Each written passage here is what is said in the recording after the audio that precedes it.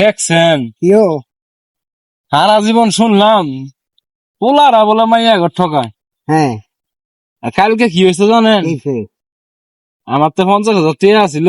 হুম ওই যে হের বউ যে জামাই যে বিদেশ থাকে, হ্যাঁ হ্যাঁ হ্যাঁ এর লগে তো আমার কথা হইলে তো জানেন ওই হ্যাঁ কত হয় এই কি করছে আমার বাইর যা আছে আমি সব লই, তুমিও কিছু কেস্টি আনো, আমরা যাই গে কক্সবাজার। কক্সবাজার এইটা এর কথা এর পাম না হইন না আমার তো আমি সব নিয়ে বাস স্ট্যান্ড গেছি, মাধবদী বাস স্ট্যান্ড জীবনের পর আমি কইছি তো তোমার বেগ যতন টিয়া বসে আছে তা আমার টিয়ারও হেরে দিছি, আমি কইছি আমার টিয়ারও তোমার কাছে দাও। ফু দেখো তুই আমি কিছু দোকানো দাও। ঠান্ডা আনতাম ঠান্ডা হুইরেন্টি দিন আহি, হ্যাঁ হ্যাঁ আমার না থুয়ে গেছে গা।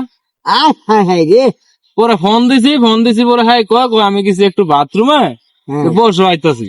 ও এই যে বউ হ্যাঁ ঠান্ডা বোতলে খাওয়া রয়েছেন চারটা ঘন্টা বসায় দিয়ে হেই আমার টিয়া নিয়ে গেছে গা। আলাম ঠান্ডা করেন পরে শুনতে শুনি হের জামাই ইতে সব জানে, হ্যাঁ এ জামাই ইতে করাইছে। করাইছে হ্যাঁ কি দেখছাড়া দেখছেন চিন্তা করছেন কই আপনারা, আপনি তো সাক্ষী, আপনি তো জানেন ওই সব হ্যাঁ। ঘটনা, আপনি কইলাম এটা একটু তদন্ত করে হের ধরেন ধরো কথা লাগবো বুঝছেন? ধরো লাগবো ধৈরে হ্যাঁ জন্মের বিচার না করে দিন। হ্যাঁ